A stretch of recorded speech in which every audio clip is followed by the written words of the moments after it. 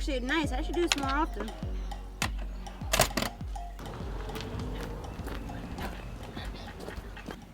Now that we're on the road full time, I can confidently say that the router install was well worth the time and effort because we've had really great Wi-Fi wherever we've been camping. We also have great Wi-Fi from the truck, so literally on the road when we're driving, we have a really strong signal to work in the truck because we leave the router plugged in inside the rig. We wanted to share with you what that router install looked like for us in this 2003 Airstream Safari, so it did not have booster and antenna or anything. It just has the regular TV antenna, which we don't use. Here's how we installed our 7-in-1 antenna connected to our router that gives us great signal so far wherever we've been. This is a what not to do channel. See, I told you it was too high. Oh. Oh my god. Oh my god.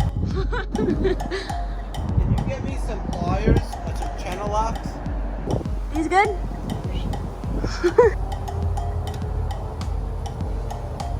What are you doing? Lubricating the antenna mechanism. He's lubricating the antenna. He's fixing a divot. What are we doing is the better question. What are we doing? So here we are on the roof, but before we put this ladder away, I wanted to show you what we did up here so that we didn't have to climb up again. And Matt decided that he needs to lubricate the antenna, so. Alright, the antenna that we don't use is now lubricated. I feel like you're just like adding projects that like are pretty unnecessary. Like you want to paint the underside of the truck. I don't like the rugs. I think I'm getting a sunburn up here. It's 6 p.m. Yeah, but it's daylight savings time. So it's basically 5:30. So the first thing we did was clean the whole roof, pressure washed it. Then Emily sealed each individual rivet. We resealed the vents and anything that was on the roofs, exhaust vents and stuff. We put covers over the front and rear fantastic fans so we could drive with them open and so we could have them open in snow or rain. And that's basically it. Oh, the air condition, it doesn't matter, we just cleaned and serviced that. just cleaned it. If you're watching this, you probably shouldn't get an RV because this means you're not too good at doing research. This is our antenna. Don't know how well it works, but this is a 7-in-1 antenna. So this is to increase the signal of our internet. We drill the hole in the refrigerator vent, and then we have that wire going inside, plugged into our router. And this is supposedly stronger than just having the router. We also have it on a 1 foot by 1 foot galvanized plate, and that is to increase the signal strength of it. And then we just tie strap the cord down and sealed around it so it doesn't go anywhere. So for the internet, you have pretty simple setup. PepWave router, 7-in-1 antenna, and that's really it. And then the card is the guts of the internet. And for us, we have a Verizon grandfathered, no data cap, no throttle card. You can do a little research and you can get one. We pay $147 a month, but that gives us unlimited Verizon high-speed internet anywhere that there's Verizon service. You could get like a T-Mobile or AT&T card or a regular Verizon card, but they either slow down at certain gigabytes per month or you have a cap of so many gigabytes per month, and we don't want to do either one of those. So finding a grandfathered chip is, I think, worth the money. And with that, you can pretty much be self-sufficient anywhere. You could stop anywhere. You don't need to worry about hooking up to someone's Wi-Fi network or finding campground passwords or anything like that. You're always good. And there you go. You can work from the road and FaceTime, do whatever you want. Zoom. I wanted to always have our own internet as like good as it could be because we're working from home, and just like everything that we don't watch TV, everything we do is on the internet. And then from there, it was like, how do we optimize the signal?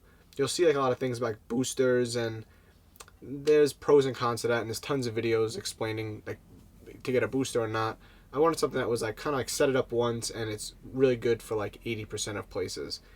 So what we have is a PepWave router, which might be a little overkill, but I think it'll retain its value pretty well. It's a $1,000 router, but it's a kind of top of the line for mobile routers. Works off 12 volts, and so it's hardwired into our battery system, so we could use it anytime we want off the 12 volt. We don't need to be plugged into shore power. I also have it on a switch, so at night we could shut it off pretty easily with a remote, and we don't have to have Wi-Fi at night, which is good for just EMF exposure, which you don't have to do that, but I just wired it in. It's also easy to reset the router. We have the Verizon SIM card plugged into this router. This router actually has slots for 4 SIM cards, so you can have it where you put a T-Mobile, an AT&T SIM card, and even another Verizon as like a fallback, and you could have multiple sources of internet for this one router. And like, so we use that for one trip, just this router, and it works really well. But I wanted to make it a little bit better than that, so we got a 7-in-1 antenna that's on the roof that's permanently mounted.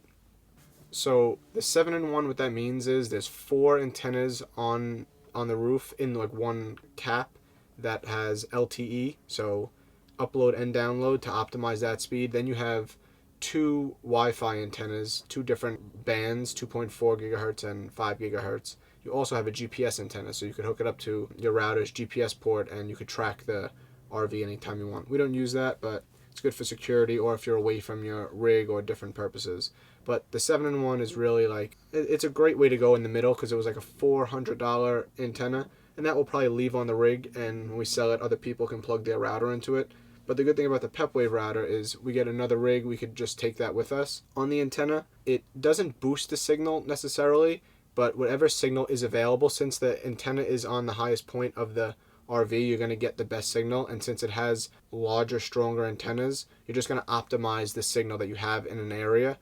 They do make a Wii boost. We don't have it, and we haven't needed it at all. You can get by with just a really good antenna for most places. If you're spending time in a place that just doesn't have good signal for the provider that you have, then you can get a Wii boost, and they work really well, especially if you get a directional antenna that you could point at the tower with the Wii boost. Those are all expensive. It's like $650, but they work really well. For right now, we're just using this setup because it's been working so well. If we get out west and we're having some issues, then we'll just install a booster and we'll see how that goes. But for now, this 7-in-1 antenna is working great. We have download speeds of sometimes upwards of 80, 90, even 100 megabytes per second, which is amazing to be like in state parks. It's so good that when we're driving, we can leave the router on, and the router runs off 12 volts. So the antenna is working for it, and then the outgoing Wi-Fi signal even reaches the car. So this antenna and router setup work great. We even put a Ethernet cable, or Cat 7 I think it is, cable into the router, and then ran it to like the dinette, like workstation kind of.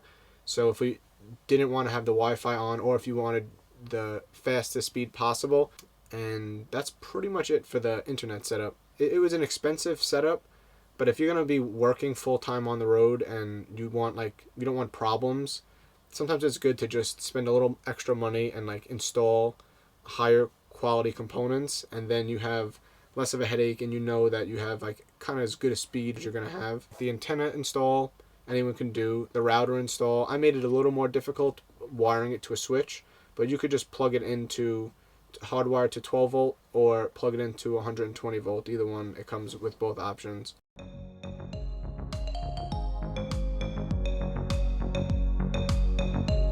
We're installing our antenna so we can have incredible Wi-Fi anywhere. See this? On Airstreams, this doesn't come off. I forget the type of rivets these are, but like you see how like they're sealed on top? This is annoying to get off. And we need to get a cable into the inside, and I don't want to drill a hole through the roof. There's already a hole underneath this for the vent for the fridge, so I figure we'll just go down that. But this doesn't come off, so instead I'm drilling through the side and putting the cables through the side of the vent. Alright, so now you need to screw this nut on the inside to tighten that up. Maybe I'll get down and go with you, because it might be hard, but your little hand might be better at it. Alright, so we'll go down, then we'll clean this, we'll stick that, and we should be good. So we took the fridge out so we can route the antenna cable, which is gonna come right through this wall and plug into our router, and that's where our router is gonna live. And then we're gonna have power from down there. Hey, Em. Hey, right here. Right there. It's gonna come up and we'll have power to the router and the antenna to the roof, and it'll be out of the way. But to do it has been quite a job. I don't know how well you could see this. That's the vent. And then I drilled the hole, put that grommet through, tighten that nut up. Now Operation Feed all of these through a 3/4 inch grommet. Come on, baby, 2 more. 1 more. Come on, do it for me. Yeah. Oh yeah, look at that. So there's the grommet into the side of that vent that I was telling you about, the fridge vent, and then we double-sided adhesive this 1 foot by 1 foot galvanized plate, which increases the reception of our 7-in-1 antenna. So the 7-in-1 is going to go here. It is away 20 inches or more away from any metal, away from the air condition, because that has a motor in it that would mess up the signal. So it's a pretty good spot for it. And that's it. There's my assistant, Natasha. Here you go. Where are we going? Matt does his best work at sunset. You love a good sunset. So now we shall clean and stick. Alright, we got our antenna.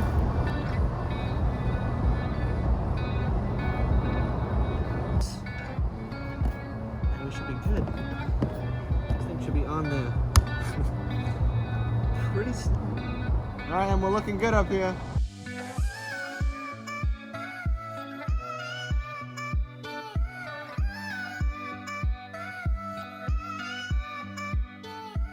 When we were in there, since we came down the fridge cavity, we put fans for the fridge, because these fridges are not good, these absorption type fridges, and a lot of people complain about them not working well, especially in warm weather. So there's some things you can do to like really optimize the performance. The cavity in the back has a vent, so it has an intake on the bottom, a grate, and then a cavity up top that heat comes out of. We put 2 fans in that cavity, kind of pretty big fans, that are on a thermostat. So when it goes above 100 degrees, the fans turn on, and when it goes below 80, they shut off. They work off 12 volts, they use very little amperage, and that keeps the air circulating behind the fridge well. And we even have those on when we're driving, because we don't have the fridge on, so we at least keep the fans on. And then inside the fridge, a lot of people put too much stuff in it because they're kind of small fridges, but air circulation is really how they stay working well. So attached to the rear fins, we put a fan that clips on. There's 3 little fans, and that runs off 12 volt also, and those are always on. So that's always just circulating air in the fridge to keep it and running cold, and it's been working really well. So that's our fridge setup. So this is the finished product. The router is hooked up, antenna's going to the roof. There's the Cat 5 cable coming out. Switches for the fans on the behind their fridge. Those 2 switches control those 2 fans. The last thing would be to tie in that fan when we put the fridge in. That switch is a switch to the router, so you can turn it on and off with a remote. That goes up to the roof, to the antenna. Then we have the wires coming out the back. The Cat 5 cable comes down.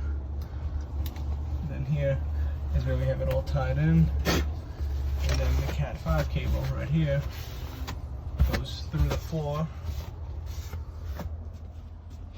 and under here, which is the dinette, so you could plug in internet whenever you want.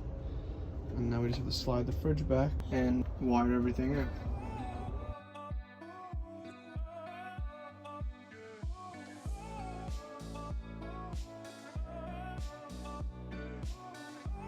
We just wanted to thank you for watching, and next week we're finally on the road, so we're gonna have some travel content.